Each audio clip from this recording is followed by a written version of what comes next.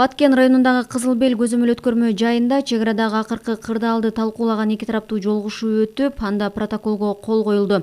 Бул туурасында министрлер кабинетинин төрагасынын орун басары УКМКнын төрагасы Камчыбек Ташиев билдирди. Протоколдун негизги мааниси эки өлкөнүн чек арасында кайталанып жаткан конфликттерди болтурбоо жана алдын алуу. Жолугушууга УКМК төрагасы Камчыбек Ташиев, президенттин Баткен облусундагы ыйгар укуктуу өкүлү Абдикарим Алимбаев жана облустук күч кызматтарынын жетекчилери. Ал эми тажик тараптан Тажикстандын УКМК төрагасы Саймумин Ятимов, Согди облусунун жетекчиси Раджаббой Ахмодзада жана күч түзүмүнүн жетекчилери катышты. Ал протоколдун негизги мааниси бүгүнкү Кыргызстан жана Тажикстан менен болуп аткан конфликтти токтотуу, мындан ары конфликттин кесепеттерин жоюу жана мындан ары конфликтке жол бербөө максатында кол коюлган протокол болду. Ал протоколдун негизинде жергиликтүү бийлик органдары, күч түзүмдөрүнө, жергиликтүү бийлик органдарына бир нече тапшырмалар коюлду жана ошолор аткарылат. Аны биз өзүбүз көзөмөлгө алып турабыз. Эң негизги маселе үч чоң ошо конфликтке ар дайым алып келген үч чоң негизги постторду алып салдык. Бул биринчиден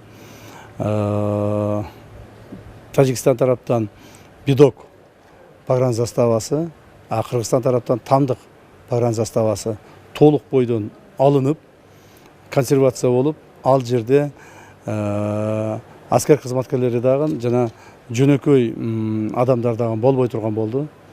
Экинчи, Кыргыз тараптан Булак башы, Тажик тараптан Көк погран посттору, алар дагы толук ушундай болуп алына турган болду. Үчүнчүдөн Тажик тараптан Кайратчикум, Кыргыз тараптан Каттатус посттору толук бойдон алынып, ошол жерлерде жана башында айткандай бир дагы аскер кызматкери жана жөнөкөй жарандар болбой турган, ал жерге эч ким чыкпай турган болду. Андан сырткары Кыргыз тараптан Дача посту, Тажик тараптан Шаршене посту алына турган болду.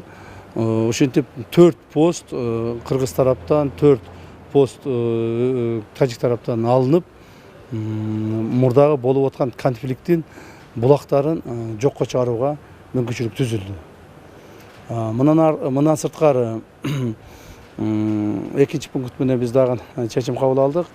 Мамлекеттик делимитация, демаркация комиссияларынын ишин тездетүү, ошолорго импульс берип, тез аранын ичинде комиссиялар чогулуп, биригип, чек ара маселесин чечүү боюнча дагы сүйлөшүп алдык. Буюрса ушул маселелердин баарын чечебиз деген ойдобуз. Биз Кыргыз тарап протоколдо жазылган бардык пункттарга так жана өз убагында аткарат деп ишенип айтып кете аламын.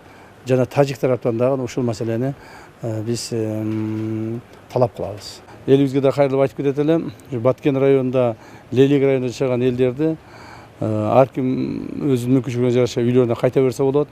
Эгерде кимдин мүмкүнчүлүгү жок болсо, же болбосо үйүнө кайтууга мүмкүнчүлүгү болсо, жергиликтүү бийлик органдары өзгөчө кырдаалдар министрлиги менен чогуу транспорт уюштуруп беребиз. Көчөгө чыгып, ал жерден транспорт издеп кыйналбаңыздар. Анын бардыгын биз өзү уюштуруп беребиз жана бүгүндөн баштап Кудай буйрса мамлекетибизде чек арабызда тынчтык болот деп айтаар элем.